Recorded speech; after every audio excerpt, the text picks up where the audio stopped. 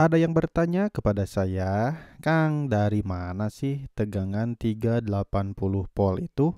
Nah, di sini saya akan jelaskan secara detail dari mana sih asal mula dari tegangan 380 volt itu. Seperti yang kita ketahui, teman-teman, tegangan 380 volt ini rata-rata biasanya dipergunakan untuk industri-industri dan atau di sekolah-sekolah. Di industri buat apa? Biasanya buat motor-motor listrik yang untuk menjalankan mesin-mesinnya.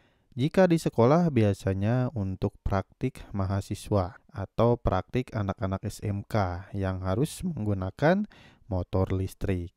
Dan motor listrik tersebut tegangannya yaitu 380 volt.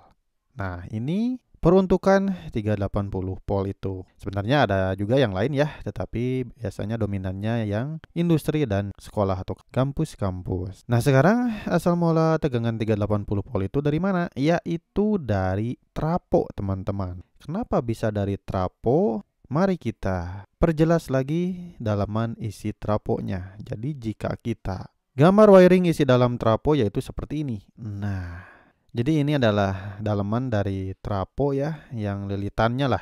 Jadi ini adalah lilitan delta, ini adalah lilitan star. Terus gimana caranya menjadi 380 volt? Jadi seperti ini, teman-teman. Nah, di sini tegangan yang dari 20 kilovolt diturunkan menjadi 380 volt, teman-teman.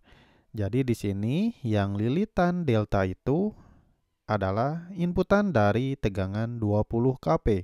Yang 20 kP ini diturunkan menjadi 380 volt di lilitan star. Jadi ini adalah trapo step down ya. Jadi dari 20 kP ke 380 volt. Nah, 380 volt ini memiliki 3 buah kabel, yaitu kabel R, kabel S, dan kabel T.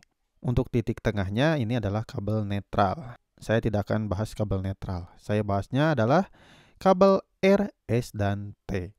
Lalu 380 volt ini dari mana? Yaitu jika kita ukur kabel R dan S, maka tegangannya 380 volt. Jika kita ukur R dan T, yaitu 380 volt juga. Dan begitupun juga sama jika kita ukur tegangan S dan T, yaitu 380 volt. Jadi 380 volt ini selalu berurutan RST, teman-teman. Lalu pemasangan ke industrinya seperti apa? Contohnya seperti ini. Nah, lihat teman-teman. Di sini ada satu buah trapo step down. Yang dimana di sini tegangannya 20 kP, inputan dari ke deltanya. Lalu dari trapo ini di step down atau diturunkan tegangannya menjadi 380 volt, yaitu di lilitan star. Yang dimana lilitan star ini menghasilkan 3 buah kabel, yaitu kabel R yang hitam ini, kabel S yang coklat, dan kabel T yang abu-abu. Jadi jika kita persimpel lagi di sini, di industri ini masuknya kabel R, kabel S, dan kabel T, atau bisa kita sebut juga fasa R, fasa S, dan fasa T.